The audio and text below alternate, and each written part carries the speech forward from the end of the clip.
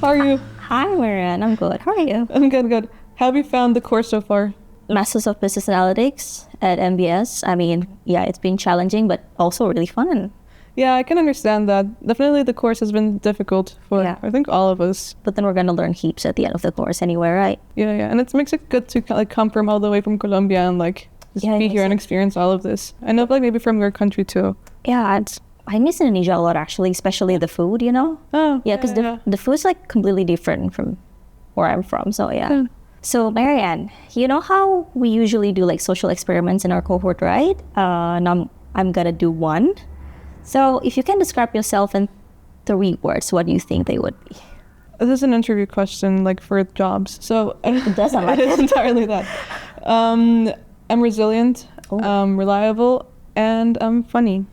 I feel like that's. I can agree to Yeah? all of those 3, actually. I can think of the words for you, but you tell me as well. Which ones describe you? I'd also go with funny, I think. I'd like to believe that I'm funny. And I think I like to learn. I might not be good at it, but I like learning. You are good. And then also, I have empathy. How do I say it? I empathize with people a lot. Yeah. Have you been experiencing any culture shock ever since you've got here in Melbourne?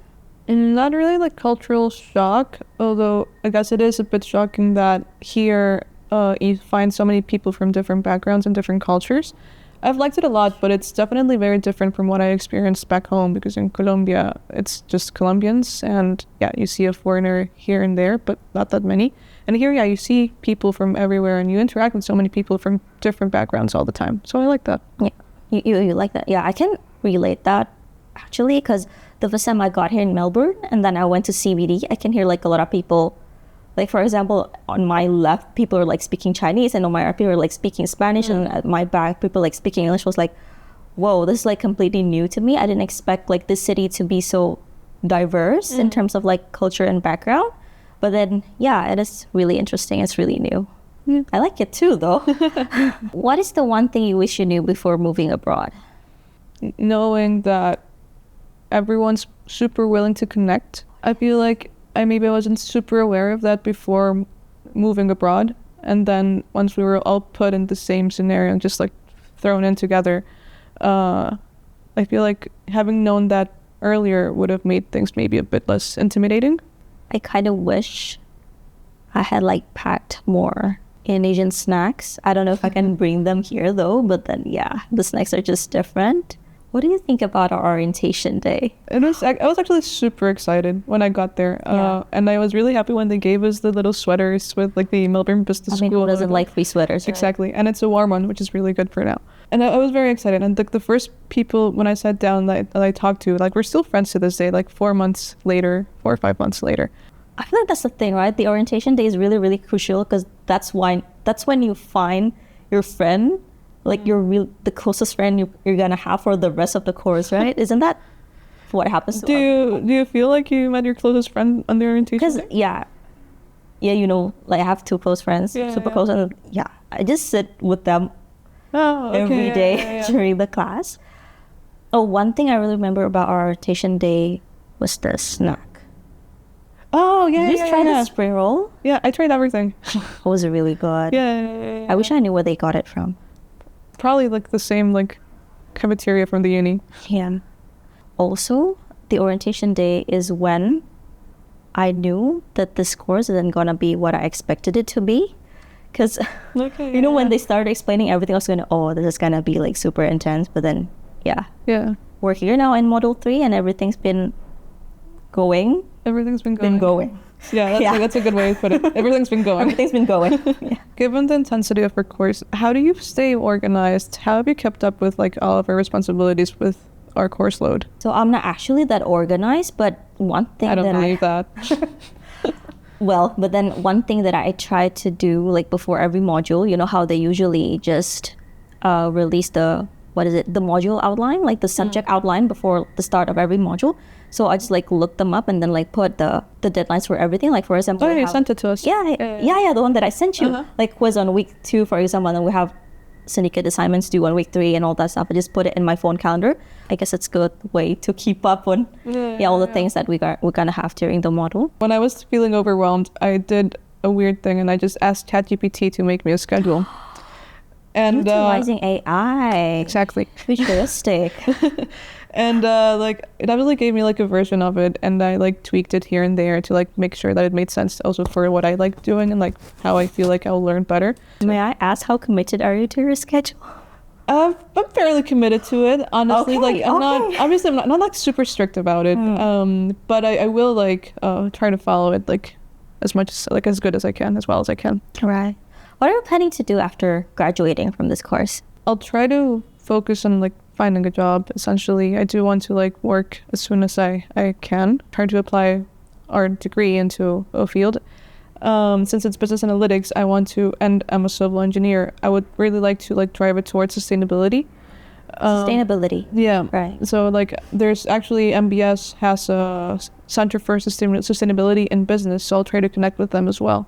To like trying to drive my career like towards that side. So my company's paying my study here, so I need to go back to my country and then of course work in my company. The good thing that I'm taking this course is that I feel like I can take all the lessons that we get from this course like to another company. I feel like it's a really applicable knowledge like in any industry. No, yeah. You dragged me to a Muay Thai class the other day.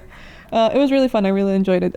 Do you have any other activities that you enjoy doing outside of school? There's this, you know that Unimap have this Islamic community. So I go to their events like every now and then whenever I have time, like when they have like a barbecue session, all that stuff, or like study session, like to study like the religion of course. Like I just go there. And then yeah, I meet a lot of new people there also, which are not from our cohort, which is kind of nice because we have things to talk about other than our studies. Yeah. It was really nice though. How about you? No, I really feel the whole like not wanting to like or having friends outside from the cohort. It's really helpful. Yeah, because we see each other all day, every day, almost. But for me, it was tennis. I like playing tennis. As like apparently they say it's my one personality trait. You're a champion. I'm not. It's been tennis and just like going out and trying like different sports and just eating out, and yeah, it's been like trying to make friends there and also making friends with other Colombians in my university, like kind of like you with like the Islamic community, but in my sense it was just like with Colombians and being together with them. How do you keep in touch with the culture while being away from home? I feel like here I've never really felt like an odd person out just because of how diverse it is. So maybe that's not really forced me to try to keep in touch with my culture. And here it's so easy, again, because there's so many Colombians here, that I just feel like whenever I go outside, I'll just listen to someone speaking in my language in an accent that's very familiar to me. And I can easily find a lot of products that are like from my home, like city. I feel like one way for me to keep in touch with my culture is to eat Indonesian food. Because apparently there are a lot of Indonesian restaurants here and their food are really good too. So yeah, I just try to like get Indonesian food at least like once a week. And you've never taken me. Have I never taken? You've never taken me. Oh. Sorry, let's go next time then. Okay, yeah. How have you managed to like new friends here? The thing is, I'm not really the type of person who like goes up to people and then try to talk to them. But then I'm also really lucky that I get people comes to me to talk to me. And You're just that likable. Oh no, not really. But then I guess I'm just lucky. For example, when I'm in the prayer room, so I must like met a lot of people like from other programs, right? So we usually just like talk, like bonding through mutual experiences. Yeah, basically. Initially, like when we were like just a month in the course, I proposed a day trip and then I organized it, and like God, you were there. Thank you so much for arranging the day trip. Yeah, and I like organized it like to make sure like, because I had spoken to like everyone independently, but they hadn't spoken to each other. Social butterfly of our cohort. And then, people became friends in that trip, and like I became closer to other friends in that trip as well. So another way to make new friends is to be friend with people who have a lot of friends. That's why I'm friends with you. You have a lot Thank you. So your friends can be my friends too. You're also very likable. That's why you have so many friends, because you're lovely. Yeah. What advice would you give to international students who were just about to move to the new country? Do your research. I mean, obviously, if you're like trying to move abroad, feel like you need to do your research. Just try to make your life easier for yourself when you first get there, and that involves research. And just like have fun with it. Like, yeah, it's a bit scary. It can be scary. Yeah, it is scary. I think like everyone has like a moment where it's just like intimidating or scared by it. But like to also like try to see that you're enjoying the process and make sure that you are enjoying the process somehow. Because in the end, it's nice. It's sweet. I feel like, yeah, definitely reach out to someone that's already studying in that country, or like at least have been living in that country for like a while, and then just don't be afraid to ask questions to like the admission team and all that stuff, like whenever you're not sure about anything, because super willing to help you. That's their job too. Yeah, it's been nice talking to you this way, like see your perspective and all that, and thank you so much for the tip on how to balance studying and also enjoying and being abroad. We should give this again some Thailand. Yeah, for sure. Indonesian restaurant. How about Indonesian restaurant? Right. Yeah, I'll see you tonight. Yeah, see you. Let's go.